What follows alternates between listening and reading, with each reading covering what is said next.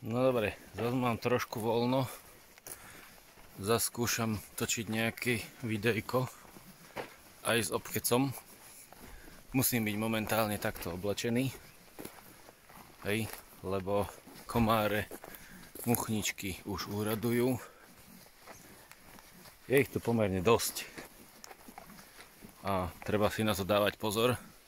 Lepšie je asi klobúk na miesto šiltovky, aj keď reálne to je jedno, potrebujete mať nejaký priestor medzi šatkou a medzi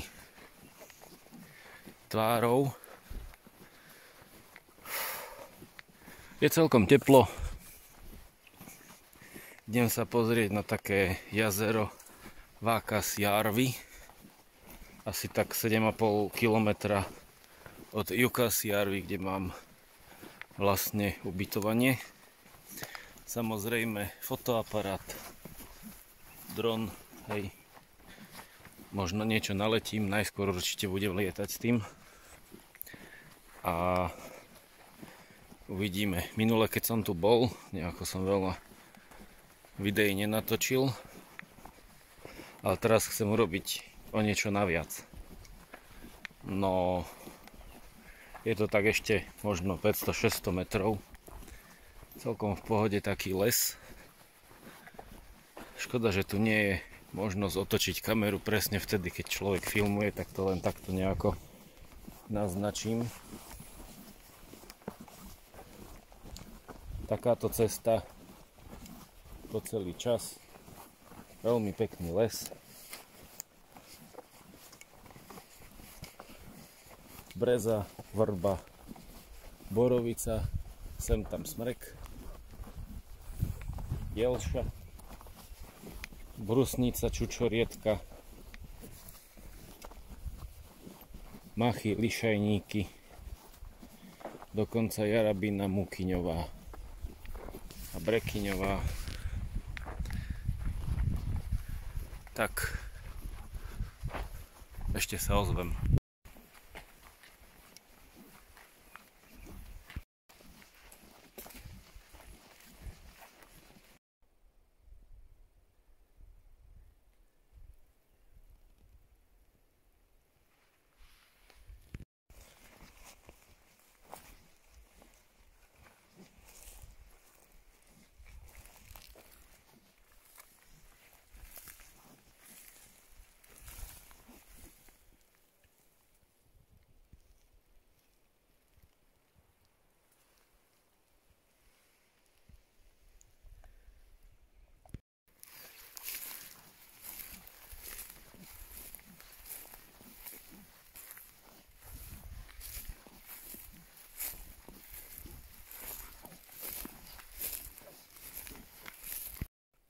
No, našiel som takéto zaujímavé miesto.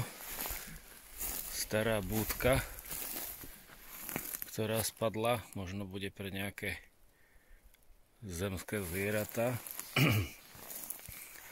Ohnisko, nejaké drevo, brezová kôra,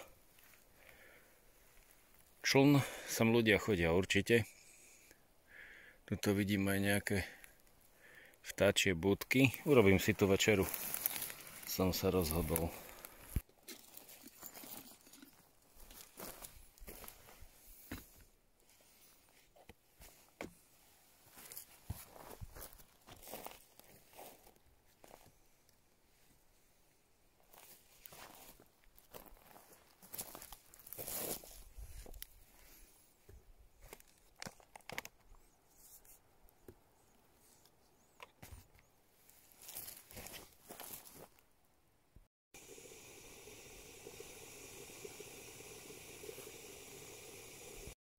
Škandinávci robia takéto veľmi zaujímavé vtáčie budky, ktoré reálne ani pre vtáky nie sú, ale sú pre kačice.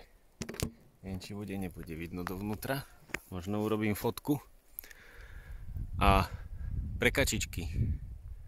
Tu kačička nakladie vajíčka a jednoducho malé káčatka potom povyletúvajú a idú rovno do vody.